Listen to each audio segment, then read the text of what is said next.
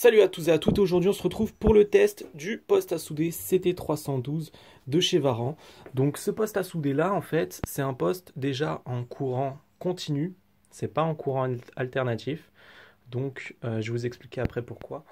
C'est un poste à souder qui permet de faire du MMA, donc le MMA c'est la soudure à l'arc. Ça permet de faire du TIG et de la découpe plasma. C'est un petit poste à souder qui pèse pas très lourd, ça pèse environ 9 kg. Donc c'est pas mal parce que au final tu te retrouves avec un produit qui est assez joli. La peinture est assez jolie. La poignée, bon, elle est assez résistante.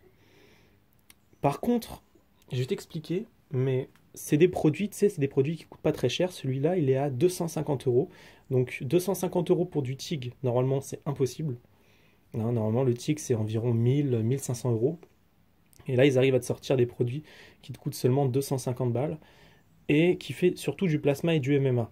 Alors moi j'ai déjà essayé le TIG et le plasma, j'ai jamais essayé la soudure à l'arc parce que j'ai un autre inverter, donc j'ai jamais essayé. Mais le TIG et le plasma marchent vraiment très bien. Alors concernant les accessoires qui sont livrés avec, alors tu as les deux torches, tu as la torche qui te permet de faire du plasma, tu vois, donc celle-ci, elle te permet de faire de la découpe plasma. Donc c'est des torches qui sont de qualité moyenne, hein. C'est vraiment du bas de gamme. Donc ça bouge, il faudrait que je le colle, parce que c'est vraiment mon casse-tête en fait. Tu vois, ça te permet vraiment de commencer la découpe plasma. Donc après, tu as la torche TIG. Donc la torche TIG, c'est vraiment, tu sais, c'est du bas de gamme au final, hein. C'est pas vraiment des torches TIG que tu peux payer à 200-300 € pièce. Mais là, c'est des torches, pareil, c'est toujours le même système. Donc c'est en plastique, ça a l'air assez résistant quand même. Donc là, c'est du plastique un peu mou, là c'est plus dur, etc. Ici, c'est de la céramique. Je crois que c'est de la céramique ou de la porcelaine, je ne me rappelle plus. Mais en tout cas, tu en as plusieurs modèles. Tu as du 5, tu as du 4, tu as du 7 et tu dois avoir du 9 environ en termes de taille. Donc là, du coup, moi j'ai mis du scotch provisoirement parce qu'en fait, le problème c'est que le bouton se baladait.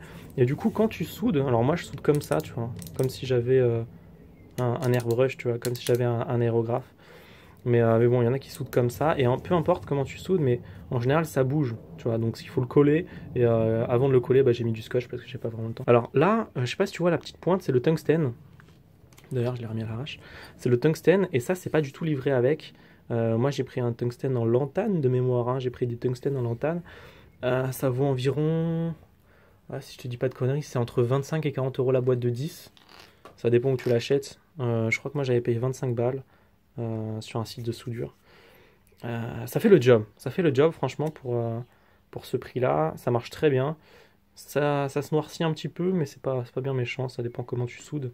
Moi j'avais soudé comme un con sur du galvanisé, c'était une merde pas possible. Ensuite tu as le porte-électrode, donc le porte-électrode peut monter jusqu'à 200 ampères. 200 ampères c'est complètement suffisant, sachant que le poste à souder il montre que je suis jusqu'à 120 ampères. Et en général, 120 ampères, c'est du quoi? C'est une baguette de 4 mm, c'est un gros truc, enfin, ou à 3-5 mm, 4 mm, c'est vraiment fait pour du lourd. Donc en général, nous, on ne l'utilise pas. Mais c'est pour ça que je voulais un TIG, c'est vraiment parce que le TIG, c'est vraiment c'est plus typé pour la moto avec le MIG-MAG. Donc la pince de masse, bah, ça va, elle est qualité moyenne, hein, mais elle fait le job. Franchement, elle fait le job, il n'y a pas de souci. Des fois, j'ai des problèmes de masse, par exemple, quand je mets la masse sur un petit peu de reste de peinture ou de galva. Des fois j'ai des problèmes de masse, mais sinon ça fait franchement le job. Alors concernant les tailles de câbles, la masse elle fait 3 mètres, le TIG il fait 3 mètres, le MMA fait 3 mètres, et il y a juste le plasma qui fait 4 mètres. Donc en termes de puissance, c'est simple, c'est que tu commences à 10 ampères et tu peux monter jusqu'à 120 ampères. Donc 10 ampères, c'est pour le TIG. Le TIG, il va de 10 à 120 ampères. Le MMA, lui, par contre, enfin, la soudure à l'arc, en gros, commence à 20 ampères et a fini à 120. Et là, en fait, c'est caché par le bouton, mais tu as le 10-15 pour la découpe plasma. Et donc, la découpe plasma, elle commence ici et elle se termine à 120, en fait. Donc, elle commence de 10 ampères à 30 ampères. Et en disant qu'avec 30 ampères, tu peux découper, sur la notice, tu peux découper environ 8 mm d'épaisseur d'acier. En réalité, tu peux découper environ 4 mm d'épaisseur d'acier. Hein. Si tu veux la version plus puissante, parce qu'en fait, ce poste à souder là, ils le font en version plus puissante, c'est plus le CT312, c'est le CT520. Et là, le CT 520, il est vraiment dopé par rapport au 312. Le 520, tu peux découper jusqu'à 15 mm d'épaisseur, alors que lui, c'est 8 mm d'épaisseur. Donc je pense que réellement, le 512, le 520, tu peux découper ouais, peut-être 10 mm d'épaisseur, je pense. 10-12 mm, mais je pense pas. 15 mm, ça fait beaucoup quand même. Hein. Ça fait beaucoup. Ce qu'il faut savoir, c'est que on est en inverter pour le MMA, on est en haute fréquence pour le TIG et on est en haute fréquence pour le plasma. Par contre, le MMA, faut le gratter. Donc, ce que je veux dire par haute fréquence, d'après ce que j'ai compris, d'après la notice, faut savoir que c'est des notices chinoises qui t'apprennent à peu près ce qui a marqué dans la traduction. En fait, par haute fréquence, en fait, c'est quand tu vois. Je vais prendre une petite pièce en métal. Bon. Ça, par exemple, ça c'est du galva. Faut jamais souder sur du galva parce que tu vas te bousiller la santé. Le galvanisé, en fait, ça fait des fumées toxiques, c'est de la merde. Donc là, par exemple, tu vois, quand tu n'as pas la haute fréquence, tu es obligé de toucher ton support, tu vois, pour faire l'étincelle, entre guillemets, pour faire contact. Et quand tu as la haute fréquence, bah, tu as juste besoin de te mettre à 2 mm, 1-2 mm du support, et hop, tu appuies, enfin, tu continues d'appuyer, et ça commence à créer ta flamme, ton étincelle, ou même ton plasma pour la torche plasma. Des fois, c'est pas partout en fait que tu trouves ça. Par exemple, des fois, tu trouves des torches plasma, des postes à plasma qui sont pas en haute fréquence, et du coup, tu es obligé de faire contact pour pouvoir commencer la découpe. Et donc ça, c'est pas mal qu'il y ait la haute fréquence là-dessus. Franchement, c'est vraiment pratique, surtout pour le TIG. Des fois, pour le TIG, tu trouves des postes TIG qui sont à bas prix, pareil, et qui n'ont pas la haute fréquence, et du coup, tu es obligé de toucher. Et c'est une merde pas possible en fait. Bon, après, sinon, quand tu soudes au TIG, tu sais, tu as des baguettes. Bon, là, il reste plus de baguettes, mais c'est pour te montrer à peu près. Donc là, c'est une baguette en acier recouvert de cuivre. On voit que dalle. Mais en gros, c'est recouvert de cuivre. Et moi, du coup, là, en m'entraînant, j'ai réussi à faire ça comme résultat. Donc, je suis vraiment pas pro. Hein, c'est pas mon job de faire ça. Et franchement, je trouve que c'est pas mal, tu vois. Franchement, c'est propre, c'est net. Je passe un petit coup de meuleuse. Bien sûr, on est quand même sur une épaisseur de 2 mm environ, je pense. À l'arrière, bon, là, ça s'est bien fusionné. Là, pas trop. Mais en tout cas, c'est déjà pas mal comme job. C'est vraiment ce que je recherchais avec le TIG. Derrière, je vais te montrer. Donc aussi, j'ai oublié de vous dire, mais ce qui est livré avec, il y a un manomètre et un flexible. Donc le flexible, il n'est pas très loin, il doit faire 50 cm environ. Alors le manomètre, il te permet en fait, quand tu connectes le compresseur, parce qu'en fait le plasma, ça marche avec déjà l'électricité, entre guillemets, et l'air. Il faut une source d'air, donc un compresseur. Le compresseur, en fait, le problème, c'est qu'il va chauffer. En chauffant, l'huile du compresseur va venir se mélanger, ça va faire la condensation aussi, donc de l'eau, de l'huile, ça va venir donc se mélanger, ça va être sous forme de vapeur et ça va rentrer dans soit tes pistolets à peinture, soit tout simplement ton plasma, enfin ton poste à plasma. Et ce petit manomètre là, en fait, là, tu as ce qui permet de réguler la pression, et ici tu as un petit filtre à air, donc c'est un filtre dans les ordres de 5 microns, je crois, hein. C'est pas très gros, hein. Ça doit faire 5 microns. Donc ça filtre quand même assez bien, c'est suffisant. Ça serait pas suffisant, par exemple, pour respirer, parce que je sais qu'Iwata faisait des masques pour respirer avec un compresseur, mais du coup ça allait jusqu'à 0,005 microns. Donc là on est sur du 5 microns. Et ensuite, du coup, tu connectes ton entrée d'air ici, compresseur, manomètre, et ensuite ça tu viens le connecter ici où il y a marqué gaz.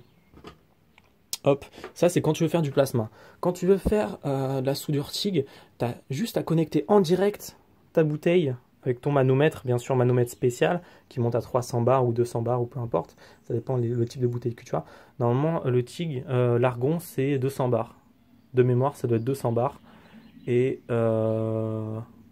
ouais, ou 300 ou 200, je sais plus, je me rappelle plus. Et du coup, tu connectes en direct de ton manomètre. Donc, ton manomètre, en général, il est là. Attends, je vais te montrer. Donc là, moi, j'ai ça comme manomètre. Ça marche, franchement, ça fait très bien le job.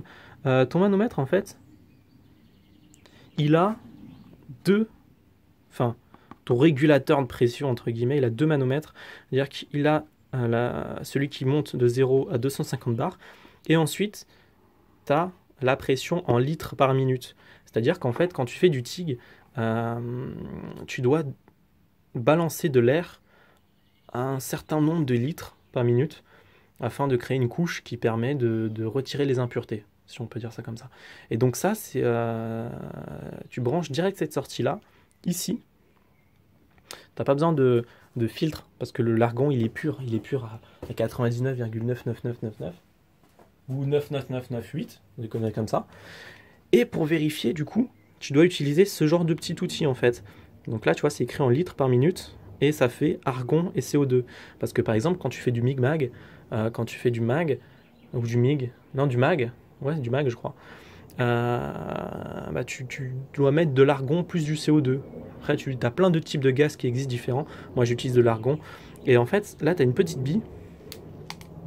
Tu viens mettre ta torche ici, tu vois. Tu viens mettre ta torche ici. Bon, il faut retirer le... En fait, normalement, quand tu utilises ça, il ne faut pas qu'il y ait de l'électricité qui soit envoyée. Bon, là, tu ne peux pas désactiver l'électricité avec ce type de poste. Donc, tu retires le tungstène, par exemple. Tu viens le mettre comme ça. Et en fait, tu vas pulvériser. Et tu vas voir ta bille monter et te dire le nombre de litres par minute. Par exemple, moi, en général, je suis à 7 litres, 8 litres par minute. Avec un diamètre de... En plus, le 5, je crois que c'est du diamètre 7. Enfin, c'est des conneries ce qui a marqué, quoi. Il faut toujours mesurer. Mais voilà, comment tu fais avec l'argon. Sinon, je crois que c'est tout concernant l'appareil. J'avais entendu parler que les appareils comme ça, chinois, qui coûtent très peu cher, on s'envoie une carte mère défaillante. Une carte mère qui a un MOSFET, un chipset, je ne sais plus comment ça s'appelle. Je crois que c'est un MOSFET, hein.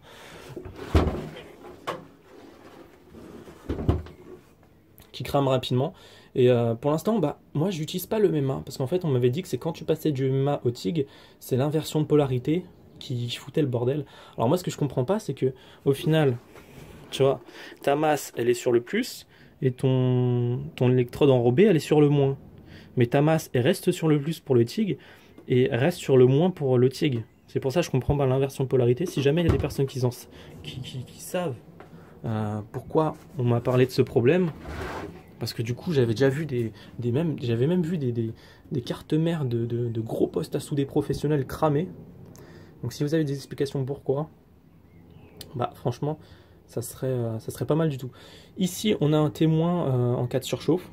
Bon, je pense que c'est du bullshit, parce que si les cartes mères avaient cramé, franchement c'est que ça doit pas très bien marcher, ou les condensateurs qui crament.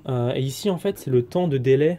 Je crois que ça s'appelle comme ça, c'est le temps de délai après avoir utilisé ta torche. En fait, quand tu appuies sur ta torche, tu as un gaz qui vient, ou de l'air quand tu fais du plasma, et quand tu relâches, en fait, tu as un délai où le gaz ou l'air va continuer de sortir. Donc ici, tu peux choisir entre 2,5 secondes et 5 secondes. Moi, je mets 2,5 secondes parce que je m'atteins pas peu, mais voilà, ça c'est une possibilité. Là, tu as le bouton et à l'intérieur, tu as un tout petit ventilateur. Alors, ce qu'il faut savoir, c'est que en termes, j'avais parlé au début, j'avais parlé de ça, mais en termes de plastique, tout ça, j'ai reçu le poste et en fait, ce bouton-là, il partait en couille, il partait en freestyle.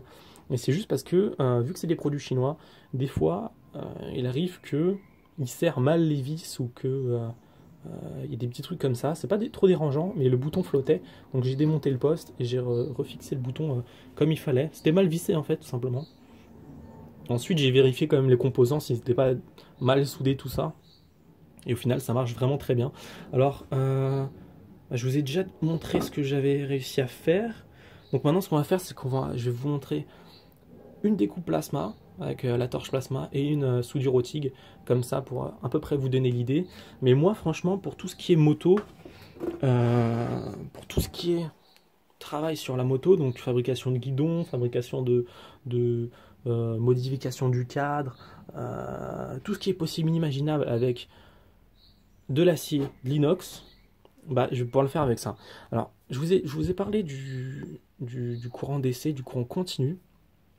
C'est qu'en fait, les postes qui sont en courant continu ne peuvent pas souder de l'aluminium, ou sinon, apparemment, on peut souder de l'aluminium avec de l'hélium, etc., etc. Parce qu'en fait, je pourrais pas vous expliquer pourquoi, Mais apparemment, l'alternatif vient casser la couche d'alumine qui est formée quand l'aluminium chauffe. Et, euh, et donc le courant continu ne peut pas faire ça. Donc tu peux pas souder en courant continu l'aluminium malheureusement. Mais tu peux quand même souder l'acier de l'inox. Donc ça que c'est vraiment bien quand tu veux faire des lignes d'échappement en inox, quand tu veux faire des guidons, quand tu veux faire... tu peux tout faire en fait hein, avec un TIG. Alors là je vous fais une petite voix off pour la découpe plasma parce qu'avec le bruit du compresseur plus le plasma et tout, c'était impossible de tourner. Là on voit sur la vidéo que j'ai eu des petits problèmes d'amorçage, tout simplement parce que le métal en fait, c'était un métal qui était peint. Et du coup, pour faire l'amorçage, quand il y a de la peinture, c'est presque impossible. Alors moi, ce que j'avais fait, c'est que j'avais meulé de chaque côté de la plaque, tout simplement pour pouvoir faire l'amorçage. Et je pensais qu'il n'y aurait pas de problème. Mais finalement, comme j'ai pas vraiment de maintien, des fois je touchais la plaque, des fois j'allais trop haut. J'étais pas vraiment toujours à une hauteur constante. J'ai vu sur AliExpress et Amazon qui vendaient des guides qui te permettent d'être à une hauteur constante. Et j'en ai acheté un parce que franchement... c'est super pratique parce que là tu vois que je touche tout le temps la plaque et c'est mauvais pour les consommables en fait. Si tu veux, tu as ta torche, tu as le bout blanc, tu vois, et au bout en fait tu as un bout en cuivre et ce bout en cuivre là il va venir s'abîmer s'il est tout le temps en contact avec le métal et c'est dommage. Donc je vais acheter ce petit support vraiment pour être guidé et éviter d'user le consommable.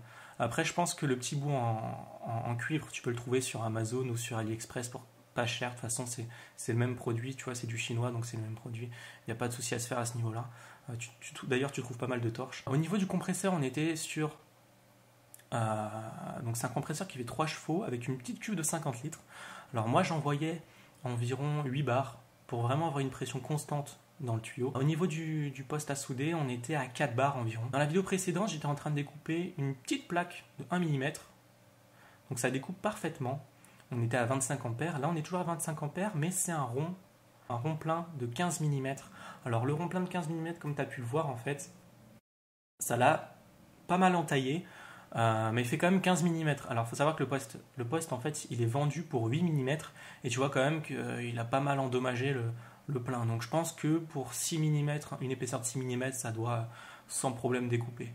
Ensuite là c'est la première fois que je découpais de l'aluminium. On m'avait toujours dit que l'aluminium quand tu le découpais ça posait des problèmes tout simplement parce que ça faisait des sortes de grumeaux, ça s'agglomérait en fait on va dire. Et là ça marche nickel en fait, franchement je suis épaté. Et en plus vu qu'il y a un jet d'air, la pièce que tu as découpée ça la propulse. Donc t'as pas besoin de t'embêter à la retirer toi-même, tu vois. Elle est propulsée direct. Franchement, c'est pas mal sur l'aluminium. Je pense que je vais plus l'utiliser sur l'aluminium, vu que j'ai essayé. Alors, je l'utilise très rarement, le plasma. Je l'utilise peut-être une fois tous les 3 mois. Et franchement, c'est pas mal du tout. Hein. Là, le résultat, je l'ai utilisé quoi? J'ai utilisé 4 fois le plasma pour découper de l'acier. Je suis toujours content du résultat. Et là, sur l'aluminium, franchement, c'est top aussi. Hein. Là, l'aluminium, il doit faire environ 2 mm d'épaisseur, 2,5 mm d'épaisseur. Et franchement, ça passe top. On va se retrouver pour le TIG et on va voir ce que ça donne. J'ai préparé 2 petits bouts de métal. Je les ai coupés à la scie à métaux pour que ça soit vraiment précis. Là, ce qu'on va faire, c'est qu'on va se régler, je pense. D'habitude, moi, je soude à 70-75 ampères. Là, ce qu'on va faire, c'est qu'on va... Là, c'est assez fin quand même. Ça doit faire 1 mm 5, je pense. Et donc là, ce qu'on va faire, c'est qu'on va se régler à 30-35 ampères. On va voir ce que ça donne. Si c'est pas assez, je monterai. Mais je préfère que ça soit un peu plus faible que trop et que ça perce en fait. Ce que j'ai fait, c'est que là, j'ai pris ça pour me guider en fait. Ensuite, je vais pointer de chaque côté. Je vais retourner, je vais pointer. J'ai mis la masse sur une plaque. Comme ça conduit directement. Mais je sais pas si c'est le mieux. Peut-être le mieux, ça serait directement de mettre la masse ici. Parce que je sais pas s'il sera entièrement bien relié, tu vois. Parce qu'il y a quand même, il y a toujours un petit vide entre. Je vais faire des essais, on va voir ce que ça donne. Et on va commencer à souder.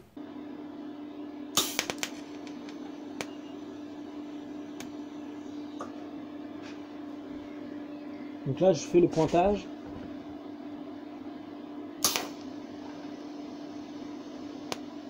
Voilà. Ce qu'on va faire, c'est que je vais pointer de l'autre côté. Faut pas que ça bouge.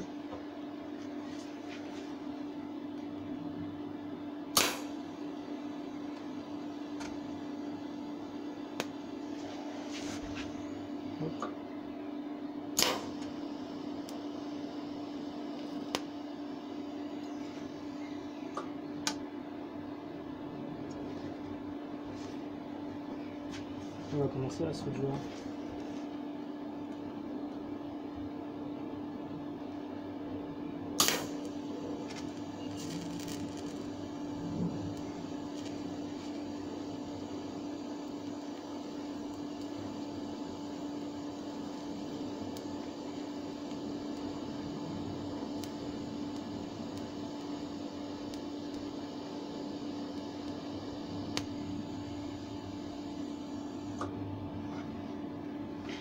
Voilà.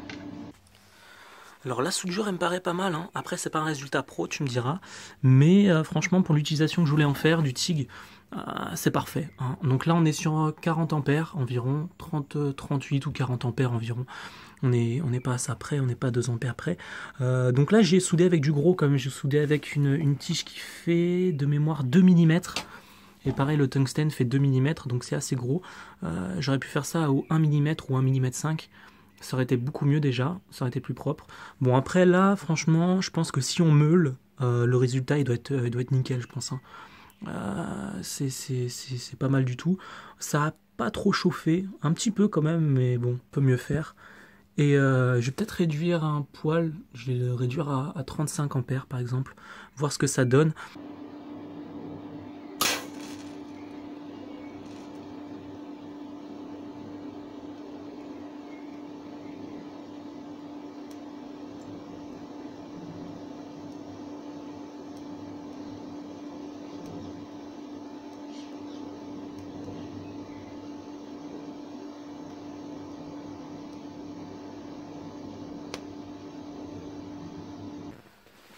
Alors pour celle-ci, j'ai mis moins de métal d'apport et j'ai réduit à 35 ampères.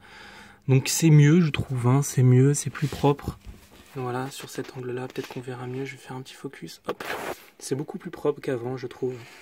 Dites-moi ce que vous en pensez. Si jamais vous avez des techniques pour me conseiller, n'hésitez pas. Maintenant, je vais faire les côtés et je pense que 35 ampères, c'est pas mal. Après, le seul truc, c'est que le métal d'apport est un peu gros, malheureusement. Mais là, c'est pas mal, je pense.